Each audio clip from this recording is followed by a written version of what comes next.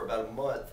I lined them all up, and then I put, you know, I was like, I want to put on the website everything that Jamie has given, you know. Right, right.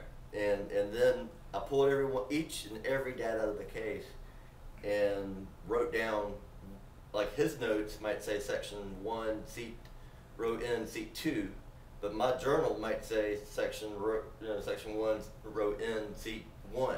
Right. You know, so it depends. And well, I'll tell you, even if you're a seat off, most tapers didn't. No, so you guys were crazy for sure. So we were. If we said we were DFC, we were as DFC as dead fucking center, as dead, unless it's a center aisle.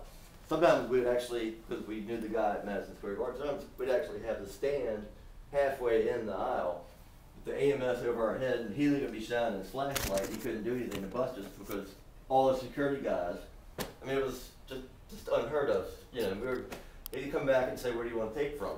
We'd say, "We want to take from these 2 seats right here," and he'd tell those people, "Sorry, there's been a problem. We didn't see your ticket."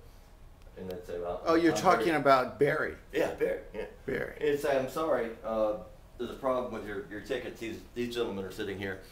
The 26th row, which is the last section of the middle section, last row of the middle section at Madison Square Garden is called the Phantom Row, and that's where when people get in fights and have to be separated, or they have ticket fuck-ups, and that's where they put people.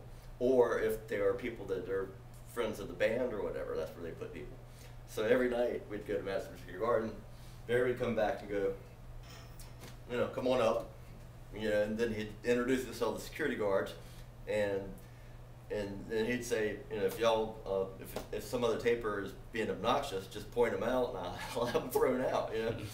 You know, and so there were some dicks. Well, because dead center at Madison Square Garden is on an aisle. Yeah. And so sometimes we would have the stand, say if this is where the aisle starts, I might be standing like this, you know, and all the security guards knew us. And we were running an analog, we had a D5, and we'd just give Barry a master right after each set. So he kept, you know, he was happy. Right. We were happy. If there's some taper or somebody yelling too much, we just point them out, and he'd either have them thrown out or tell them to shut the fuck up. It was so loud at Madison Square Garden up front, though. Well, see, in like London, if Led fucking Zeppelin had played London, the recording would be dog shit. But there were people from 50 countries, as you know, but it was dead quiet. I mean, apart from the first couple of songs. But they were so polite. If it were at Madison Square Garden, "Oh, Jimmy, come on, Stairway to Heaven, Led Zeppelin, woo!" You know, and I would have been fist fighting people, you know, like, shut the fuck up. But they were polite, and as you know, the recording gets better and better.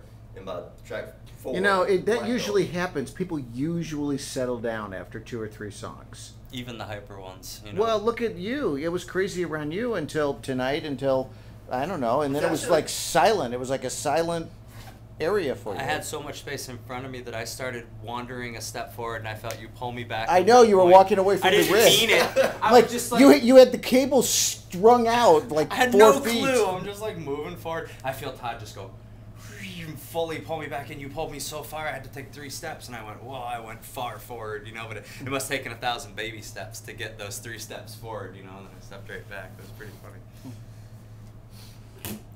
Yeah, there was so much room up front tonight. It was, I mean, there was an incredible amount of room up front.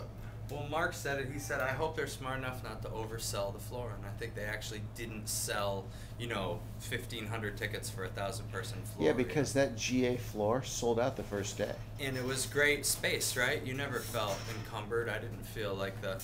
No, there was probably a 2-song like peak in the middle of the dead set. Yep. Where it was like very close. And a couple people were walking over us, yeah. Right. I had to do the arm things a lot so nobody would cut behind me. And one dude got sort of, and I was like, I just went, and I gave him a big old push. You know, the people who are around you helping you out, they should have a little more responsibility than that. I tell you.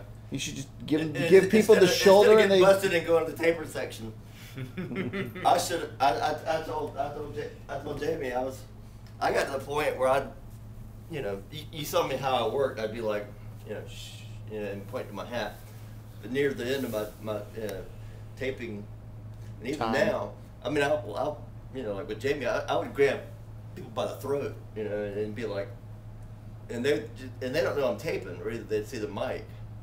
They're like, that guy's crazy, and they just leave. And help on the way, this girl that was dancing next to us, you know that large girl that was dancing right there, Todd? Yeah, the one with the hands. She couldn't handle it that I wasn't moving, and she kept trying to grab me to make me dance. And you know, like and I was just like trying to focus. She had no idea. Oh my God! Alert the press! The world famous taper from the 1980s just showed up. Mark Radner. Shut up. He's not going to admit it. Is I'm that bringing, what it is? I'm bringing really good goodies for these guys. The world famous. You're also on video. Yeah, just. This tastes so